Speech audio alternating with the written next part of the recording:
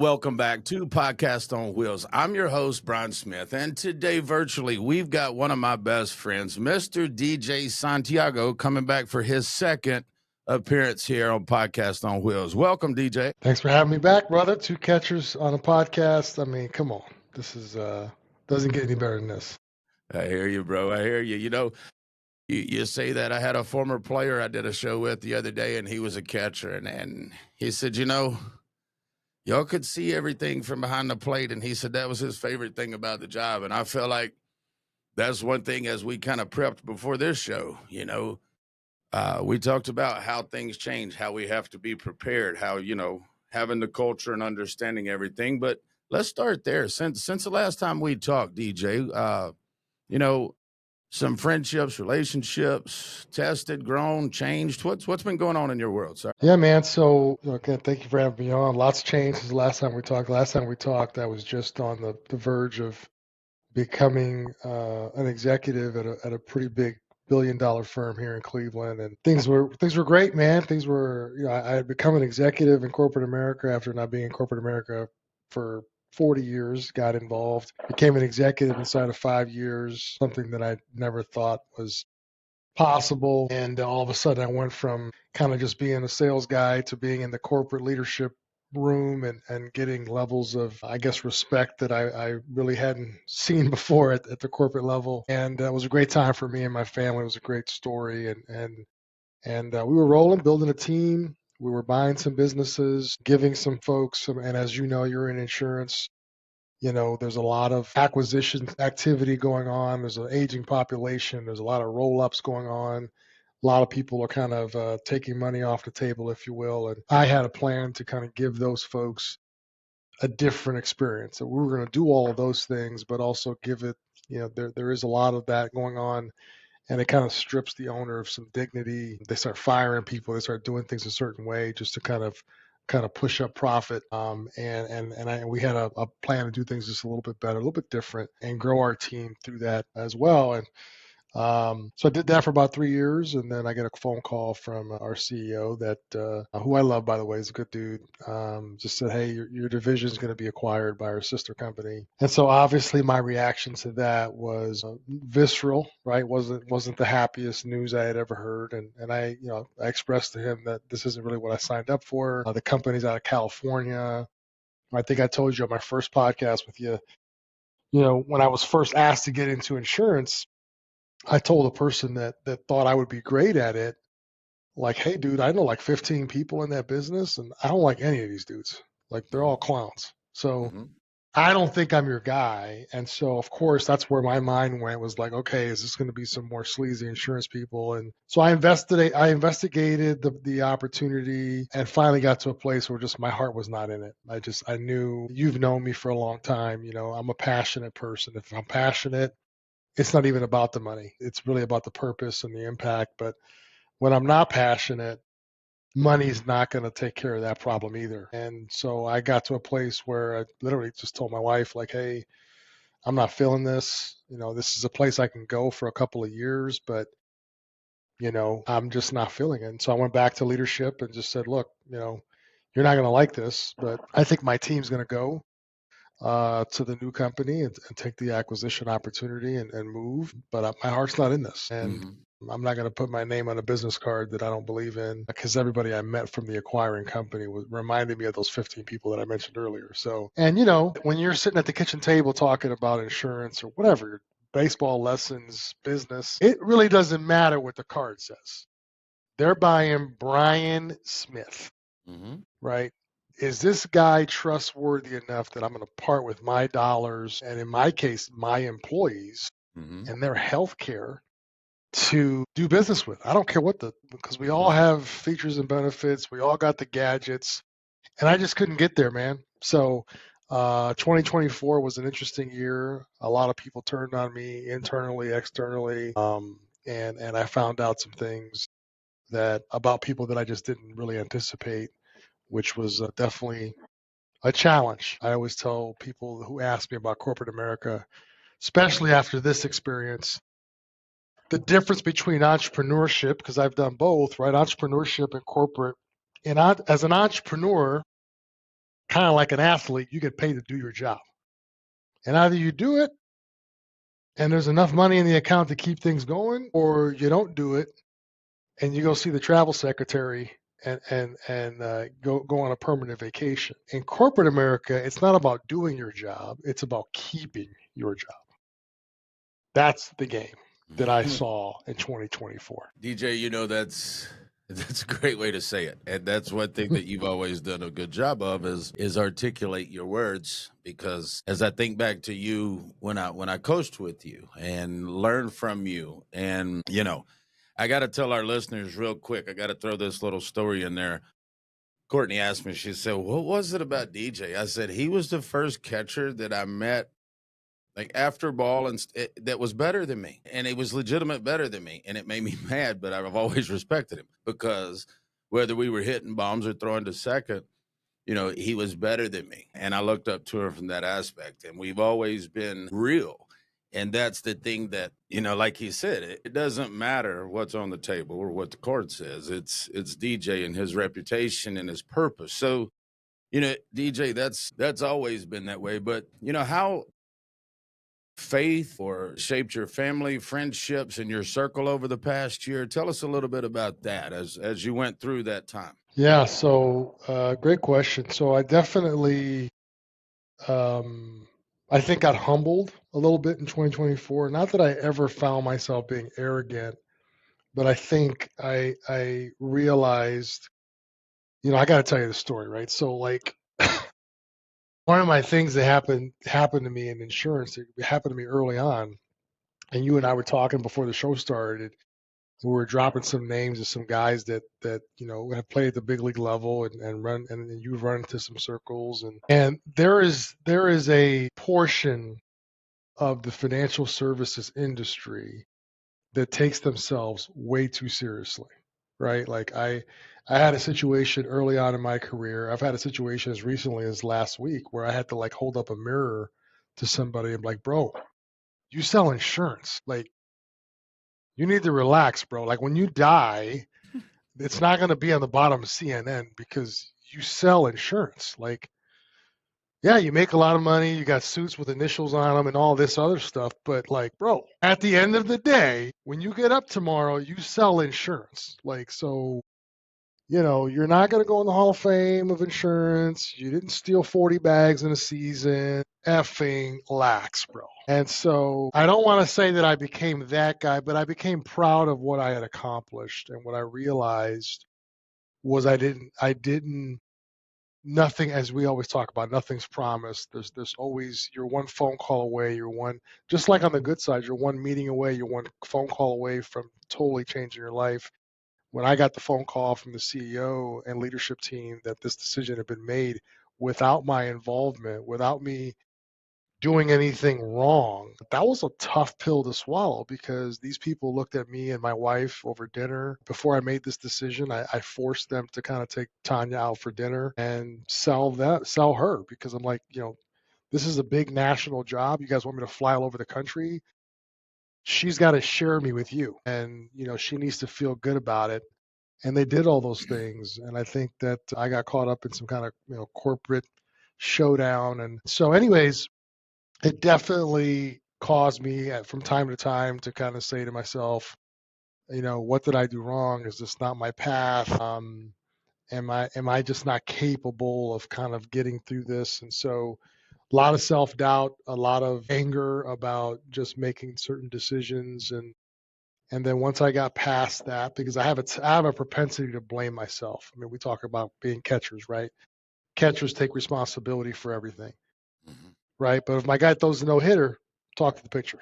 I don't need to be interviewed, right? Like, you know, so like we never take the good, but we always take responsibility for the bad. And sometimes that's not the healthiest thing to do, especially as a man, as a leader of a household. And I did a lot of that. And, you know, fortunately or unfortunately, Tanya's never really seen that side of me. You know, we've been through a lot in our marriage, but she got to see me fail on a lot of things last year. She got to see me struggle because I couldn't control what was going on. Mm-hmm. And, in the middle of that, I bought a new house, and so she was worried about that. I was worried about that. There's a lot of things we want to do family wise, so it's like, it was not the best time, and literally I got to the point where I had to focus on the next 24 hours. I had to focus on the next 24 hours and take it back to the basics, right? When I lost my son in 2013, I really had nobody to depend on. And so what I did was I went on YouTube and just started Googling or putting in YouTube motivational morning routines or motivational speeches. And that's where I discovered, so many of the great public speakers that just spoke life into my ears while I walked around our condo facility down in Florida. And I had to kind of get back to that, man. I had to kind of say, hey, today's the day. I'm blessed. And as Brad Lee would say, right? I mean, you woke up today, you won, right? And so I had to listen to him and others that just kind of talk about the fact that if you still have breath in your lungs, you still, and to use a baseball analogy, you still got a bat in your hand. Go up there and keep swinging at the plate in case you hit it, right? And so I had to navigate that. I saw certain people that brought me into the organization bail on me, throw me to the wolves, and certain people who were big proponents of me joining the organization then go around and create narratives about, the guy that thinks he's a bigger deal than he should be because he's stepping up and standing up for what he believes in. And so fortunately or unfortunately for me, whether your title is CEO or janitor, I'm going to treat you the same way. I'm not intimidated by anybody. We're all going to die. We all have blood in our veins. And so I was more than confident to tell the CEO, who's worth hundreds and hundreds of millions of dollars, to his face, I'm not doing this, and I'm willing to deal with what comes.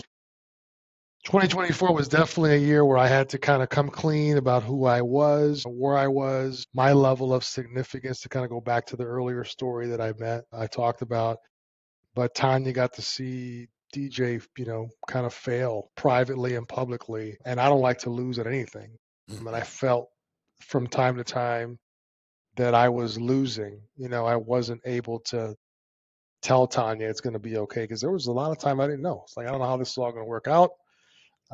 We might have to sell this house. We might have to downsize. I don't know what's going to happen, but it really forced me to lean on my creator. And at the end of the day, just have faith in myself that it's going to be okay. And I figured out way worse of issues, and I would figure this out, and I did. Well, DJ, I'm smiling because even the shows that we've recorded that haven't been aired yet, and the men that I've been able to talk to, in their own way, to say, like you said, I had to get to where I focused on the next 24 hours.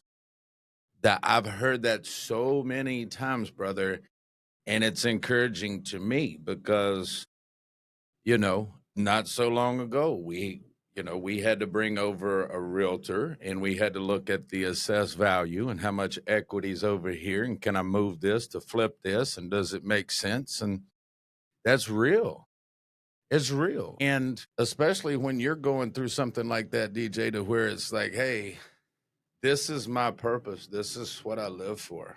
Like for people, you go back and watch the first show if you want to hear DJ's, beginnings in his story. But to see where he's at now, I want to say right after you got into insurance is when I did. And one of the things that you told me back then was the end goal has to be worth it.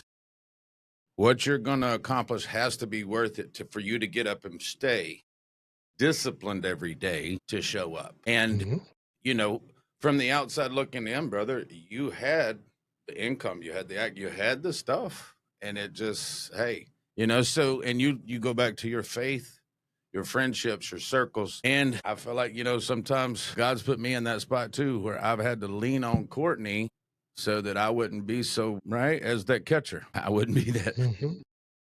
that guy, that guy. But DJ, as you know, if somebody's struggling with friendships, trust, or finding their people, how have you always been able to do that? And especially going through this past season. Man, I think it really boils down to three things that I kind of believe in, right? Number one, I want to always be ready to take out the trash. What does that mean? I tell my wife this all the time. So Tanya, if you open up the fridge and you take out the milk and you smell it and it just doesn't seem right, you're going to pour it down the sink and you're going to throw that shit out, right? You're not going to say, well, kind of smells funky, but I really want some milk. I got these cookies. You're not going to take the chance. You're going to take it out. And I think that sometimes in life, we're afraid as people to take out the trash. And it doesn't mean that the people are trash. It just means that the shit's spoiled, bro. Like it's not ready it's past its shelf life of consumption. And there are times in my world that, I come from a single parent home. Mom cut me from the family team when I was 2 years old. So like as a good friend of both of ours, Terry Pfaff, taught me a long time ago, like, hey man, she gave you the greatest gift in the world because she taught you nothing's promised to you. You don't take anything for granted. And she also put in you that fire to prove yourself every single day. And so for me, as I have evolved into these different things, I had to go from a baseball player to a baseball coach. And then as things grew and we all of a sudden, when you came around and other great coaches came around, we started growing. And now we got 4 or 5 or 6 facilities and we're doing stuff here and we're doing stuff there. Now I got to become a business owner and understand systems and understand profits and P&Ls and accounting and marketing and sales and all these things. And then you go through that, right? And then you become this corporate person. So for me, I've had several iterations in my life where I've had to kind of take out the trash where like, hey, this person was additive to a certain level and now it's not. Now it's like he or she is taking me down. And so I've never been afraid to say, hey man, let's pour the milk out and throw out, and it's nothing personal. It's nothing like I hate this person. It's like I cannot risk the, summers I have left, right, on this planet dealing with this person because it's no longer additive. I had somebody ask me yesterday, what makes a good coach? How do you know if you're a good coach? I said, well, ask your player, do they feel better or worse after they talk to you? After you enter their airspace, they either feel better or they feel worse. If they don't feel better, ain't a damn good coach, right? You're not, and it doesn't mean you have to tell them what they want to hear. It just means that they feel better about themselves and what they're dealing with. So that's number one. Number two, I've always had a knack of getting into the rooms I have no business in, meaning the people are better looking than me. They got more money than me. They are doing things I want to do. They have things that I'm curious about learning. And for me, like my card is always the baseball thing, right? Like there's not a lot of pro athletes walking the face of the earth. And so you can always just kind of play that card and they'll be, oh, you played baseball? Oh yeah, that's cool, man. Like, who'd you play for? What'd you do? And so that gets me in the room. And so I always have been able to get into the room. And I'm always trying to get into other rooms, right? So like, whether I'm working on real estate or working on something that I want to learn more about, I'm like, who the hell knows about this? Mm-hmm. Okay, these people know about this. I got to figure out a way to get into those rooms. And so I've been able to do that. So that's the second thing, right? The first thing is take out the trash. Second thing is get into the room with people who are just better, right? They're just maybe not better than you. You don't have to think that, but they're better at you than this in this particular area that you're curious about getting acclimated to, right? And then last but not least is, I think you have to ask more of yourself than anybody else could ever ask of you, right? I mean, I think if you whether it's your wife or your friends or whatever. Like I try to ask more of myself than anybody else. I never want to have a friend say, "Hey man, you let me down. I didn't think you were, I thought you were going to show up and you didn't show up. I thought you were going to support me and you didn't support me." You know, my job, again, I'm a little old school when I say this, but as a husband, I want my wife to not worry about anything. My job at this point, I've had the fortunate ability to run a business, be a corporate executive, put on a jersey and go out of a tunnel in front of thousands of people and play my sport of choice. I've lived my dreams, man. And so for now, it's all about Tanya living. If I can make all of Tanya's dreams come true, Wow.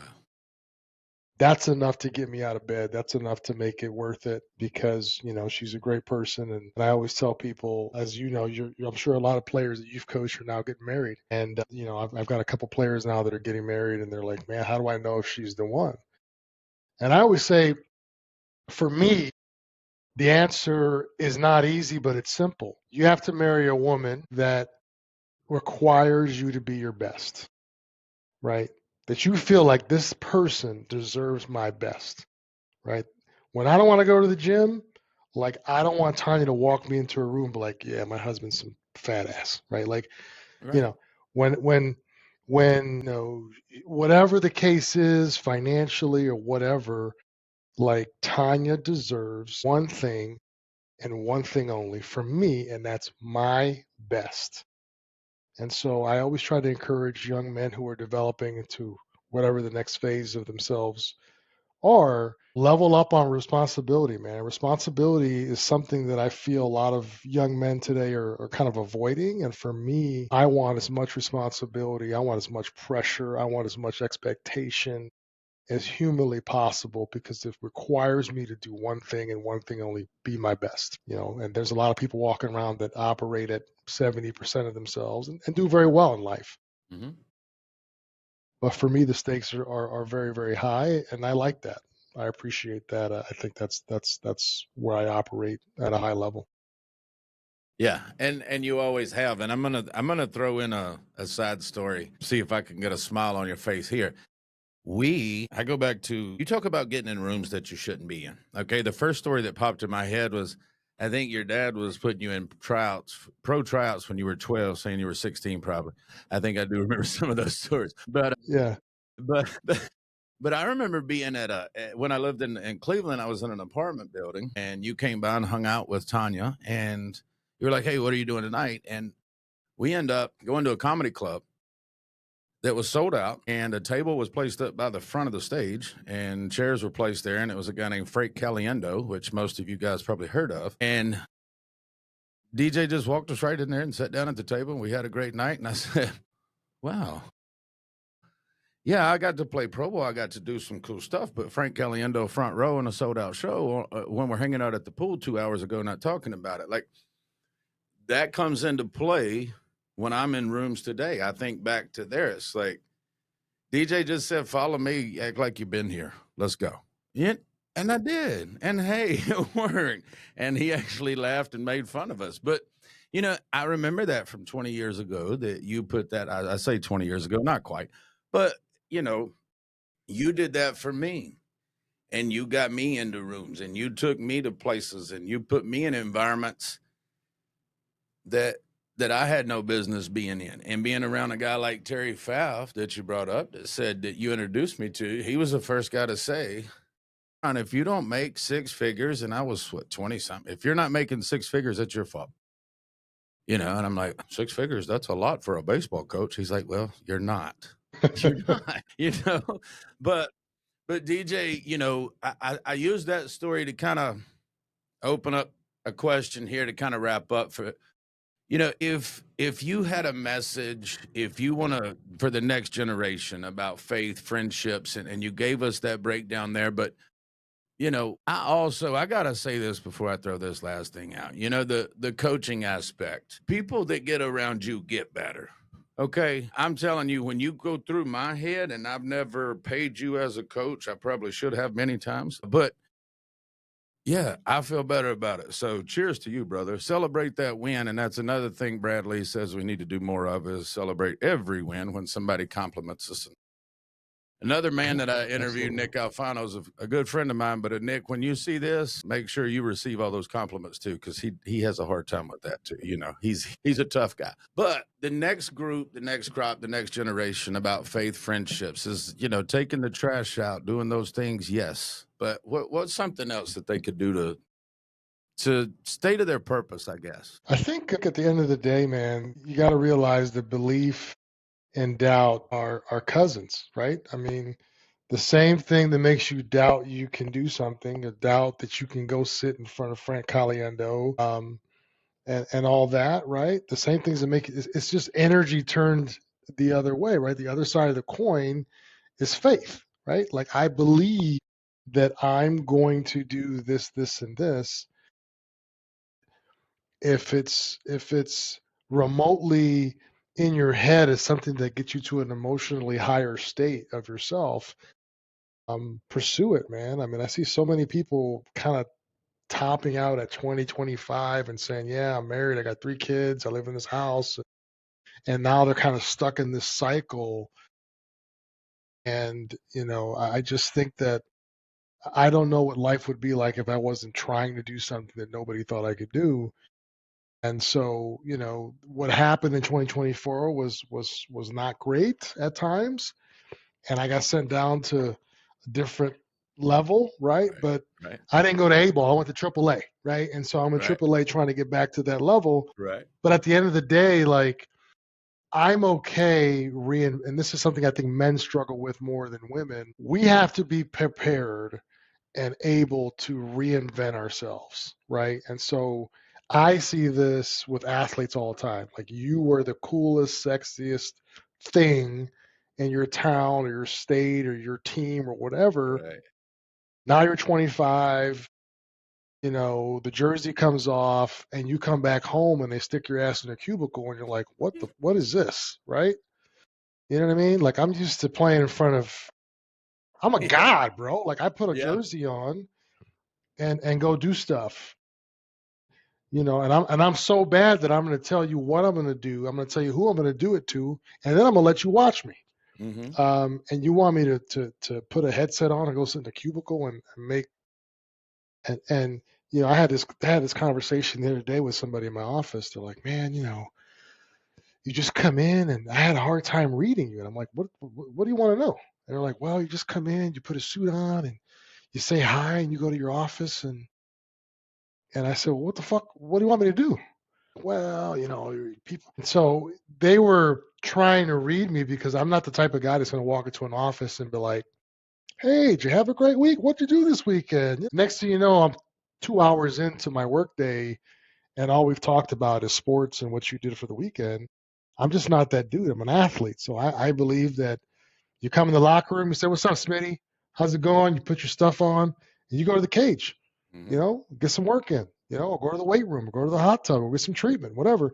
But every minute we're doing something that's going to prepare us for action. We're not sitting around don't get me wrong, we play cards and all that stuff in the locker room, but for the most part, productivity is the ultimate thing. So to get back to your question, I would say that, have something that you're chasing at all times, push yourself. It could be as small as just your diet. It could be as large as like, I want to run a marathon, whatever it is, whatever gets you going, but don't be afraid to reinvent yourself, right? You should think about who you were in your 20s and who you need to be in your 30s and who you need to be in your 40s. And it's okay to say, hey, I was a coach.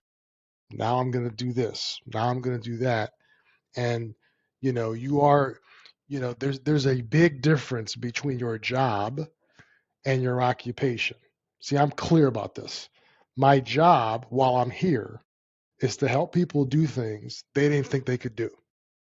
Whether that's my son, whether that's my dog, whether that's my friends, that's when people call me, they know they're calling me to feel better about something that they're scared about doing. That's what I feel most comfortable helping people with. But my occupation is how I earn income. And I have learned to separate those two things, right? My job is to help, motivate people. My job is to be a good husband. My job is to be a good leader for my family. My job is to be a positive member of my society. My job is to be the person that keeps, taking the odds game and trying to beat the odds all the time. Like that's my job. That's what's in me. That's my calling. My occupation is, how I put food on the table. And that doesn't necessarily, it's very dangerous for people, I think, to identify. And I've seen this with men and women where they identify with what they do for a living and are afraid to reinvent themselves. I mean, we all know couples that stayed together for the kids go to college and it's like, right? Yeah. Like, or they stay together and they're like, who the hell are you, bro? I don't know you. We just been coworkers for 12 years. We've been stuck together for 12 years. Like we're Right. not really in a relationship. And so that would be my advice, to the younger folks coming up, to reiterate what I put in my first book. Like it's a 3-step process. GPS your goal, know where you're going, know where you're at, get people on the bus, right? How we got to that story that you just mentioned about Frank Caliendo, because I knew the club owner, right? And I didn't know what the hell I didn't know what I was ever going to need him for, but I needed his ass that night, Right. right? So I got him on the bus. Tanya had her 40th birthday party there a few years ago. Like he's still a good friend of mine. Nice. He's still around. So get people on the bus that could help you get to that goal. And then last but not least, find someone that's already attained that goal and ask them to allow you into their universe. And I think if a young person, old person is facing a challenge, that's a rinse and repeat type of simple formula anyone can follow. And I think, go chase championship, whatever that means to you. Yeah. And that's the one thing that, you know, I think we could do 100 shows over the next 500 days. We'll do one every 5 days. Things are going to change, things in your control, out of your control. 24 is going to happen, 25 is going to happen. And, we were talking before the show, there's some things that are starting to produce themselves. But you mentioned a quote before the show. And if you remember it, I would love for you to share it about the faith and the trials and when God, do you remember that quote? Yeah. So what we were talking about was, one of my favorite public speakers, Les Brown, kind of has a joke where he says to God, I know the Lord won't give me more than I can handle, but God, I wish you'd have so much faith in me. So, Oh, that just, that's a great way to say it, man. And I wanted you to use that quote because, maybe we'll use that as the intro to the show because it's so fitting and people are excited. Now, here's what I'm excited about that these guys don't know. The DJ that you see on the next episode he'll be right back in past and beyond where he was because that's what happens every single time, right? absolutely. I mean, in my mind, this was the tuition I had to pay, right? I didn't know about executive life. I didn't know about executive contracts. I didn't know about internal politics. And I've learned a lot, right? I've learned a lot about those things, and I made some mistakes. I have to own that too. Like there's just rookie mistakes, right? It's kind of like sending that 19-year-old up to the big leagues. Like he's going to get jammed a couple times because it's just a different speed. Right.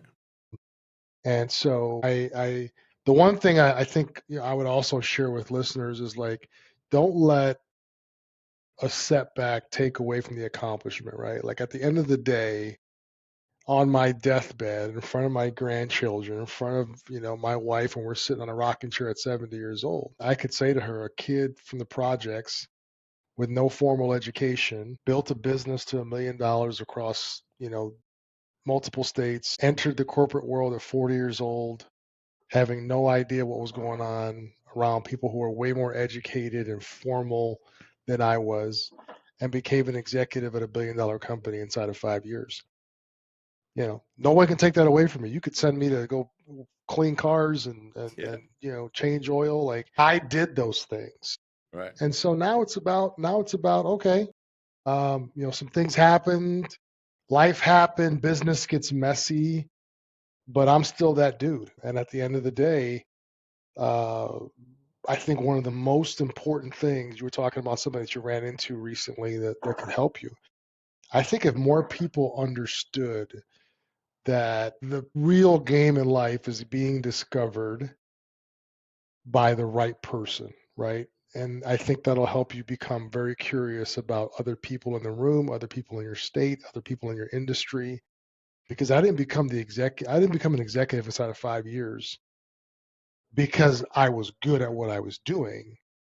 It was because the person that could make that happen believed I could make that leap, right? And so whether it's a pro scout, an agent, MLB player, an NFL player, like, this podcast, right? I mean, if in the right hands, and I hate to use this example with everything that's going on, but it could be the next Club Shay Shay, right? Like, who knows? Yeah. In the right hands, right? And someone discovers this. When it happens, they're going to go like this. Yep. And the next thing you know, it's $100 million show.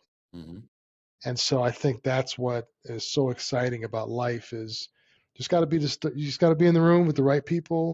And someone looks at Brian and says, I believe in you, man. I think you're the guy that we need to get XYZ done. And next thing you know, you're off and running. Brother, we could go story after story after story after story of baseball examples there. They just keep popping in my head. And it's like, it's fun to be able to do it at this level now, isn't it? Because you and I had conversations back when we coached, and one of the reasons we left what we were doing is because it changed there too. And the ultimate reason that people were doing it changed. But now we're having fun at a different level. And I enjoy learning the things I've learned over the last couple of years and understanding that, hey, I've met the top 1% realtors in Vegas, Miami, and everybody and anything in between, right? And it's like people to people, integrity, honesty, relationships, having faith, not doubting whether you could do it. The other side of the coin. Guys, if y'all don't get something from this show, then you're dead. You didn't watch it. I mean, seriously, DJ has hit so many nuggets, briefly hit on the book. But DJ, thank you so much for being here today. No, my pleasure. And I'm proud of all the stuff that you and Courtney are doing. I mean, I'm watching you guys and some of the names you're pulling in and some of the stuff you're doing and places you're going. So like I said, I think you're well on your way to being, $100 million podcast that, and I know that, one thing I can say for sure is when that happens, especially based on what you just shared, we're at a different level, right? I mean, I don't know that you and I could have handled 100 million in our 20s. But now I think, we could deal with that pressure. We could deal with it. And it wouldn't change who we are. It would just allow us to be a little bit more of who we want to be and what we want to provide. So I'm excited to see where you guys take this thing, but always a pleasure being on. DJ, thank you again. Send our love, and maybe next time Tanya will be free. She can join us on the show so we can hear more of the fun stories about DJ, because Tanya's a ball of energy sometimes, guys, and they're a beautiful couple, and we wish you guys the best. And guys, if you guys got something from this show, share it, clip it up, share it with somebody that's going through something. And DJ is an encourager, guys, and he's lived a life.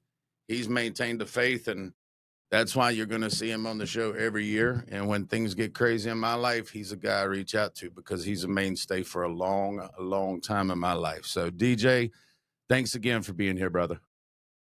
Absolutely. Anytime. And thank you guys for watching Podcast on Wheels.